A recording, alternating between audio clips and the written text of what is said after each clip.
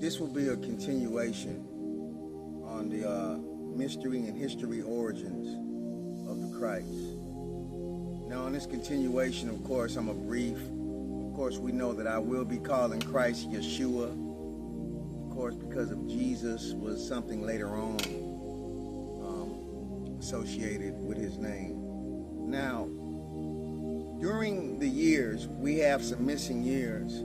Of course, we know about the infancy of Jesus. And then, of course, he was probably baptized, or he was in a council with some leaders of a Jewish, like a synagogue or something of sort. He was in there around 12. But there are some missing years. So, of course, we know that Herod had put a hit out on John the Baptist in Yeshua, known as the Christ, because he had knew about the birth of a Messiah. So he put out the hit, and of course, the wise men that came. But here's another part of the story. A lot of people don't know that there are other stories to where Christ was not born in Bethlehem, but he was born in Ethiopia in a cave. There's also other texts that state that the original Christ, they called him Saint Isa, was the son of Cleopatra and Mark Antony. But those things, they touch on that. But what we're going to do is we're going to touch on those years. So when the wise men that came and warned Mary and Joseph of the hit that was put out on him, they flee to Africa, or Kemet. And when they went to Kemet, this was around a young age. So from there on, until we meet up with him in 12, Yeshua was in the temples, in the mystery school, studying. And then from 12, they don't talk about him in the Gospels until the age of 30. By that time, he had already had his travels to Tibet, and he had issues with the monks there because they were doing a lot of idol worshiping. And he was teaching that God was within, and God was in one of us, not in these idols. And then also the same thing happened in the following times with the, of course, we knew with the Jewish high priest, he had a problem with the way they were working things out. And as well, when he went to Syria, the same thing with sun worship. So Yeshua, the Christ, was always that same person in his travels. So by the time he had came back around the age of 30, he was already very, very well knowledgeable in the prophet schools and the mystery schools, because initially his mother, Mary, and his aunt or his cousin Elizabeth, they were also taught in the Egyptian mystery schools. So that's very interesting about them. Now, what a lot of people also overlook is that the Catholicism at that time, they wanted to deify most messengers and prophets and make them like gods, like Zeus, as I was saying in the last film. But the thing with growing up Hebrew, all Hebrew men were heterosexual and they married. And the thing about Yeshua, after he came out of the mystery schools, he was very close to one named Mary Magdalene, a name like his mother, Mary Magdalene. She was not a prostitute. She was not involved in all of these negative things that the Catholic Church later tried to put in. She was the closest to Jesus. Those books were already taken out too. The book of Thomas in the infancy. Speaking of Christ, when I was saying when he was speaking as a very, very young infant, speaking. And all of these were apocrypha texts that were taken out. But Mary Magdalene was very close. And they later on had a wedding. They were married, like every Hebrew man at that time.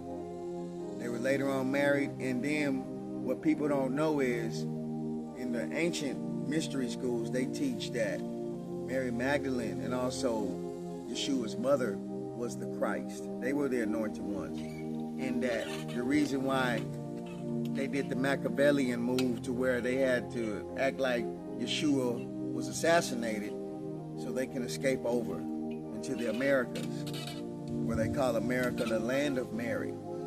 So there's a lot of unknown knowledge that people don't know, that the Hebrew Israelites and a lot of Hebrew people also crossed over into the Americas. That's why America is the land of Mary, Meru. So a lot of these deep connections take place. The Mormons hinted on there when they were talking about that Yeshua was over here in the Americas. And there's a lot of truth to that in the hidden societies and the mystery schools, because the Essenes have always been a mystery school prior to Kemetic, Greek, and Roman mystery schools. So he had travels in Tibet and all of this knowledge and information. Now let's keep in mind that he was a direct descendant of King David and Solomon. Yeshua was. So all of these key factors, that whole family, that whole bloodline, all the way from him and Mary Magdalene, and in the hidden history, they say that Mary Magdalene and Yeshua had a child named Sarah. And many to this day can link their bloodline to Yeshua and Mary Magdalene. One being the Emperor Haile Selassie.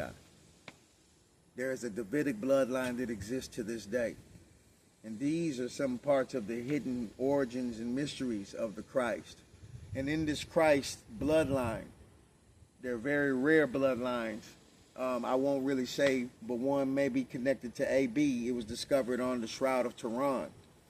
There's also a text of a face of Christ that was also found in actually Memphis, Tennessee. Remember, I was saying that the Christ family, let's say, came over to the Americas, the Davidic bloodline. And a lot of royal families are said to be linked to that very bloodline.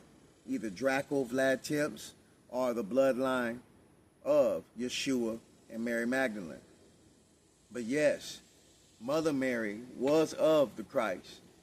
And her stories with her and Elizabeth, and she was also born of a virgin birth. So this is a very special bloodline. And then we know about Solomon.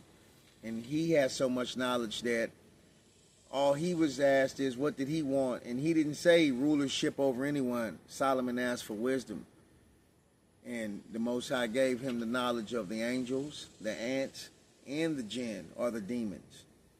However interpretations you want to look at that. So breaking all this down, this is a very special bloodline, starting with David. Let's starting with David, from Solomon, from Yeshua, from Mary, from Elizabeth, from John the Baptist. And Herod, let's mention, finally did get the opportunity through his son to behead John the Baptist. But many say that a lot of these are Machiavellian deaths, and a lot of the Hebrews faked their own deaths because the Roman Empire was after that specific bloodline, the bloodline of Christ.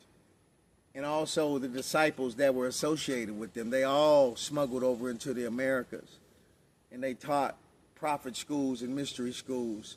A lot of the ancient schools, mystery schools that we have to this day, to where immortals and different people with different gifts of telekinesis, control of water, all of these are different gifts that the Hebrews and all of them carried over here into the land of Mary, the bloodline. So to this day, a lot of these schools are here, and a lot of them are considered by the Catholic Church to be witchcraft or demonic.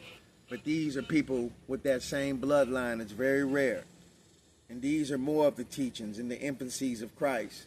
So these books you can look into is the Infancy Gospel of Thomas, the Book of Thomas, the Book of Mary Magdalene, the Wisdom of Solomon. And these are other books that I can reference to you to look further into the mystery and the origins of Christ. Ancient Nile Mystery School, St. Germain.